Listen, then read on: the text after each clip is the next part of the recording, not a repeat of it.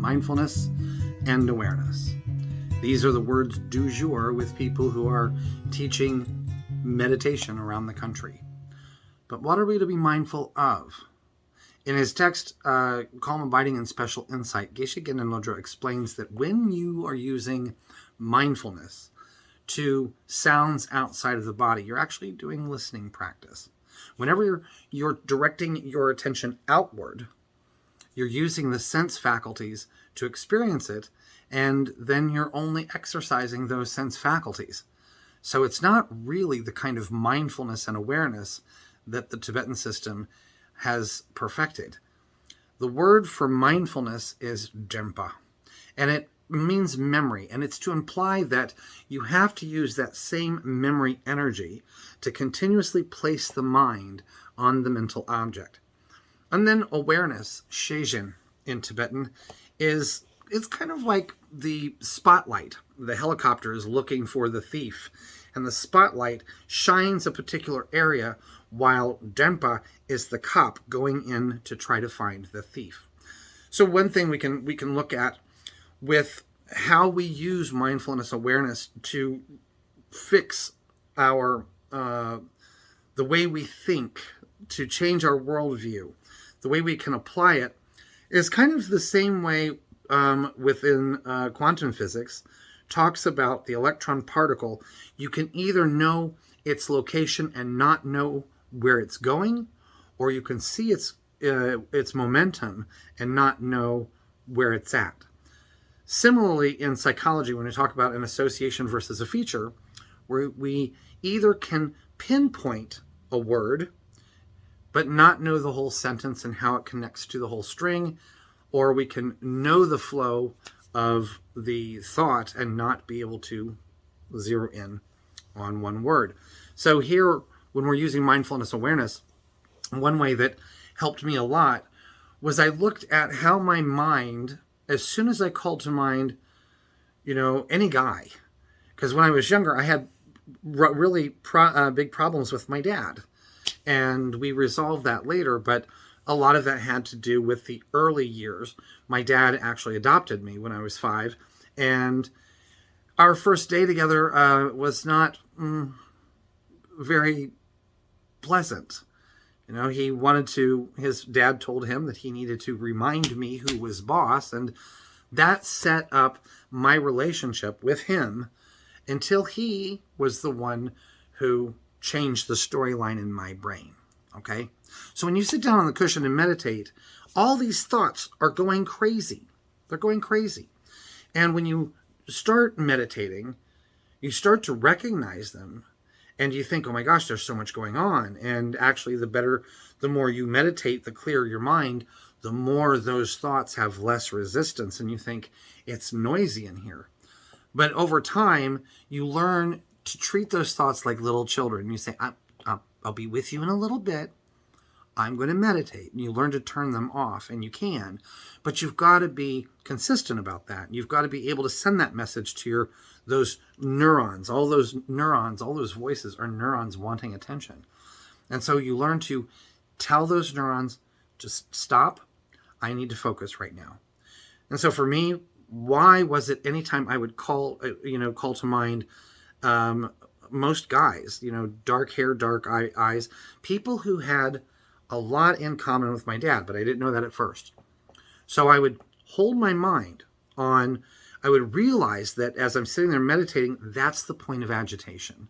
So I pop the spotlight on, and then I let the mindfulness, the little cop looking for everything, analyze, where's this coming from? Why is it when I look at that person over there, it calls to mind some kind of agitation, and I don't know anything about them? Well, if I follow that train of thought, I can finally see where things are connected and realize the things that are in common with that person are tripping a part of my mind or tripping a part of my brain that says threat, threat, threat, threat, and it is identifying earlier moments in my experience. Those two things are connected. So when we talk about like an associative neural network, anyone who teaches kids know that you avoid using the number 69 because they won't listen to a word you say after you say that number. And that's an associative network. So their mind has just drifted off to things related to that make them giggle. And so here it's the same thing. As I call to mind my dad, or I call to mind somebody who is bringing me agitation, and then I see the connection between the two, then I'm seeing that my mind has an experience with this over here and says this stuff is similar enough to set off the signal, to set off the alarm. There are many situations like that throughout our lives. Many of those things are wired into our brains and we don't even know it. And a lot of times the bad day that we're having might be because of some of these undercurrents that have wired themselves to create these responses. So when we sit down to do mindfulness awareness, you can do a lot of introspection with Dempa and Shejin. Now, the way they're typically applied in Tibetan meditation is that you take the mental object that you're holding, like a statue of the Buddha or mental image of the Buddha, or, emptiness or some concept, and you hold that mental image. Your awareness shines the light on it, and then Dempa places the mind here. And what typically happens is the mind doesn't have stability. And so it moves, and you have to remember, Dempa, bring it back. You have to Dempa and place it back there again. So 2 ways here that we're talking about mindfulness and awareness. If anyone is teaching you that mindfulness should be sitting outside and listening to the birds and so on and so forth, that's not mindfulness. Not in the way that it's supposed to be done. Meditation is supposed to be an inward experience. It's supposed to go into the mind, not out to the objects that they don't possess any of that from their side. Nothing in the external world is creating happiness for anybody, so why should we turn our mind outward? We need to be looking at our own mind and the way it functions. So if you're dealing with depression, you're going to find that you are going around and around in a circle. And what's happening is your brain is trying to problem solve, and it's trying to find a reset button. So bring your mind, shine your awareness onto that circle, and keep placing your mind on the parts that keep triggering you.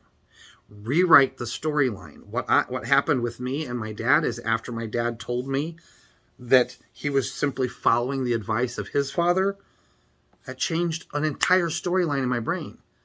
That neural network got rewritten. So it taught me that what I need to do, are from those places that are agitating me, is shine the spotlight on them and go in there and find out what is the storyline that these little neurons are all trying to tell me about. They're all wanting some attention. Okay, so now you've got my attention. What are you trying to tell me?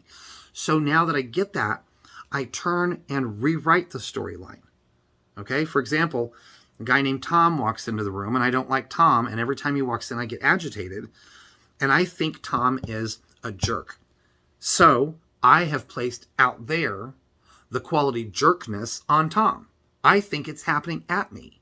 But it's not, because if it was happening at me, if it was an external object, then his mother would get the same response. She'd experience jerkness about him.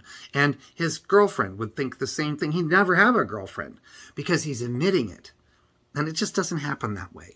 And that's why this flaw in teaching mindfulness is sitting there and smelling the incense and listening to the birds. It's a nice relaxation method, but so is a pillow. This is supposed to be work. Meditation is supposed to be going in and sharpening your tools so that you are the master of your mind and not the other way around. Joe Dispenza said it beautifully. Do you think your thoughts, or do your thoughts think you? And I think that is something worth reflecting on.